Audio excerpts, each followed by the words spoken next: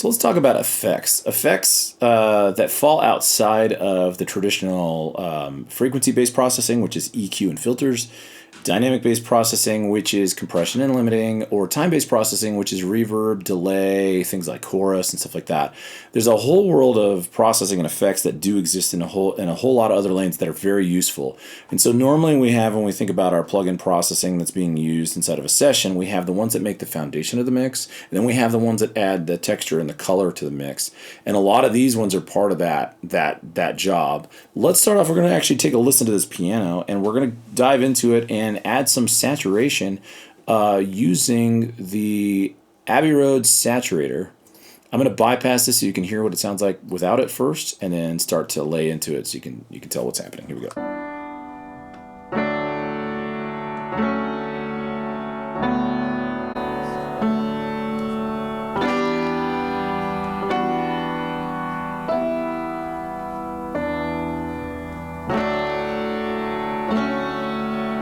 So you should have noticed it kind of falling apart. That saturation feel, that's a lot of times where we push the envelope. What it's supposed to emulate is it's supposed to emulate what it's like to be on a analog console, because analog console, like, definitely one of the themes is just hitting the red. We need to be pegging the meters and really like pushing that tone to get that sound. And so that also brings us to something like using tape emulation. This is the J37 from Waves. Let's look at some things we can do with this on that same piano.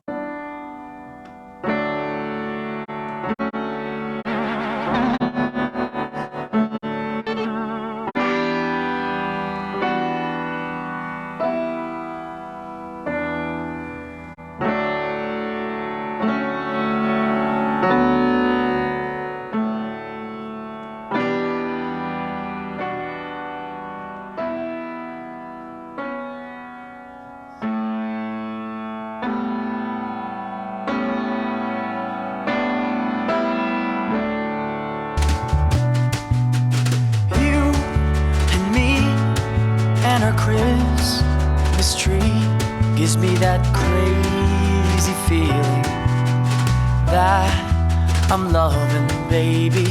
Drinks and laughs. So sometimes that saturation really just lets it fit the mix. Like you could hear the saturation kind of getting fuzzy, and it gets too fuzzy and bright instead of fuzzy and warm, but it gets nice and fuzzy. And then we fit that in with the mix, and it works. It's like when we listen to it by itself, sometimes it doesn't. Now let's go like super extreme. There's a bunch of other things that we can do. One of my favorites is the driver from Native Instruments. And this one's kind of crazy. You can hear it get a little crazy as we're working through it. You and me and our Christmas tree gives me that crazy feeling that I'm loving, baby. Drinks and laughs, all the photographs that make me wonder, do we look younger? Yeah, super wacky. But again, there's other things we could do with that. Like, let's say we put that on the snare drum instead. You and me and our Christmas tree gives me that crazy feeling that I'm loving, baby. Drinks and laughs, all the photographs that make me wonder, do we look younger? Now, and at the other extreme, we can go to things like, and this is one of those things that falls into another category, is the pitch shifting. Waves put out Vocal Bender, which is really popular. Not only is it a popular tool, it's a popular sound. So. Although I'm in the wrong, I should be here. Yeah, it's right here. And this one's essentially pitch modulation. And there's a couple things that it does. It can go up or down. You can hear how it's going to kind of shift the overall timbre of the vocal as it goes by. So this is not auto-tune, and then we'll go to look at some things that do have some auto-tune on it.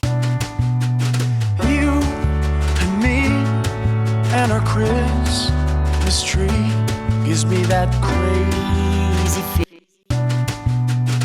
You and me and our Christmas tree gives me that Crazy feeling that I'm loving, baby.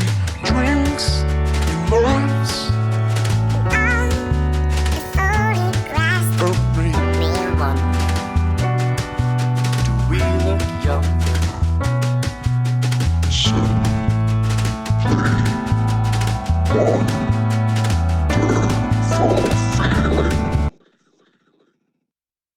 Yeah, crazy, right? Okay, so there's that one. That one's fun. Vocal Bender's always fun. You know, you're actually some of the stuff you just heard. You're probably like, oh, you know what? I've heard that on a couple tracks before. There's a couple other ones that are also really great that kind of fit almost the same realm. If I could find them, Ovox. This one is great because. But its use cases are also limited. It's also from Waves. This is essentially vocal synthesis, but it has auto tune on it, so it has pitch correction built into it. And there's two things that are happening. One is it has the ability to just affect the vocal, and then the other is that it adds essentially a synthesizer sound or some sort of played performance using this note mapping system.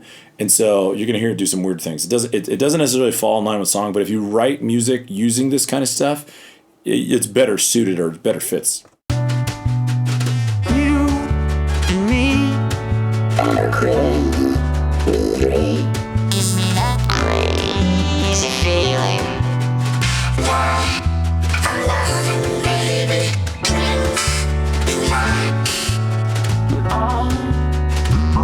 Graph that make me wonder.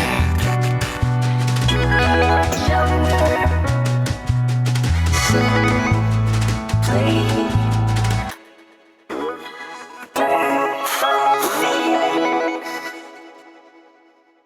you and me and our Christmas tree gives me that crazy feeling that I'm loving, baby.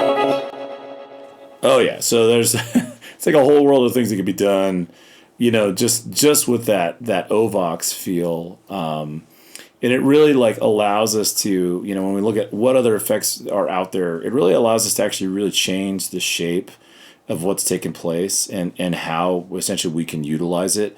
Man, there's so many fun things. I definitely encourage you to just try different effects. There's a lot of ways that you can buy or essentially slowly purchase plugins or even just demo them. I think it's good to demo them and try them, see if they work for what you're doing or if they don't. But, you know, plugins are a great fun tool and, you know, there's just a whole world of things you can do.